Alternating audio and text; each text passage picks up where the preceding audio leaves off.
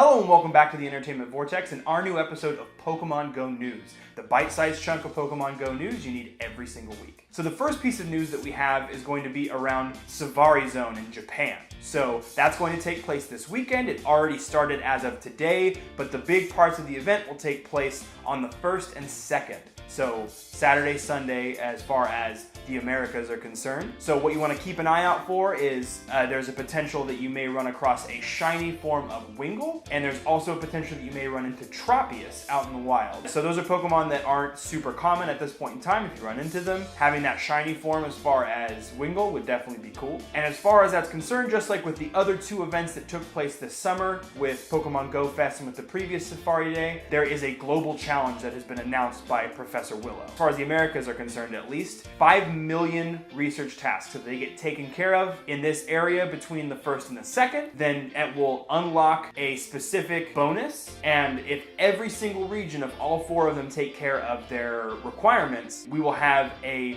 3-hour Moltres raid day with shiny ability next weekend on September 8th. And it hasn't announced a specific time yet. Typically, it's 11 to 2 Pacific Standard Time, so keep an eye out for that. There will be additional information in the coming days if we do manage to complete all of our tasks. But there are some things to keep in mind as far as the raid is concerned as well. So just like with the previous events, you have the ability to pick up 5 free raid passes by going to different gym locations. When you select them, it will give you the free raid pass. So if you want to try to make the best of it, if you're planning on not spending any money, or if you don't have any additional raid passes you'd like to use, what I would suggest is the day before to make sure that you get your free raid pass. So that way you can use that one and then still collect your 5 free for the rest of the day. Additional bonuses are going to be specifically based around Stardust. We have 3 times catch Stardust. So when you catch a new Pokemon, you'll get 3 times the Stardust you normally would. Star pieces are going to last for an entire hour instead of 30 minutes. Each Pokemon that you hatch will come with 2 times their normal Stardust. On top of that, you'll also get a guaranteed 3,000 Stardust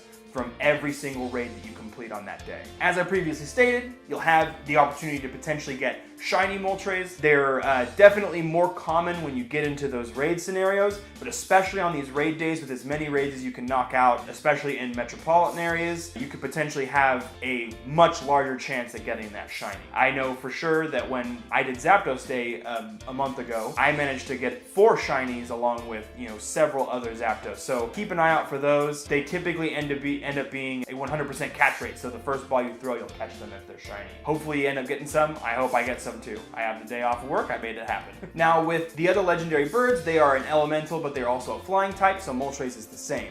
Fire and flying. So as far as the weaknesses are concerned, Moltres has a more limited pool than some of the other ones do. So for fire and flying, the big weaknesses that you want to take advantage of are going to be rock and water. So your big counters are going to be things like Golem, Vaporeon. Omastar is another good one because it has that dual typing of rock and water. It just doesn't have the same punch necessarily as something like a Golem or a Vaporeon. And the last piece of news around this specific event is going to be that if we manage to complete and gain access to that Moltres raid day, that there is an undisclosed ultra bonus that will take place after the fact. At this moment in time, they're stating that if we're able to complete all of our tasks and get through everything by the end of the Safari Zone weekend, that there will be a bonus that takes place and is fully unlocked on September 10th. So keep an eye out for that announcement. I'm hoping that it's going to be something huge. There are a lot of speculation online, so if you're interested in that, you can poke around on Google or on Reddit.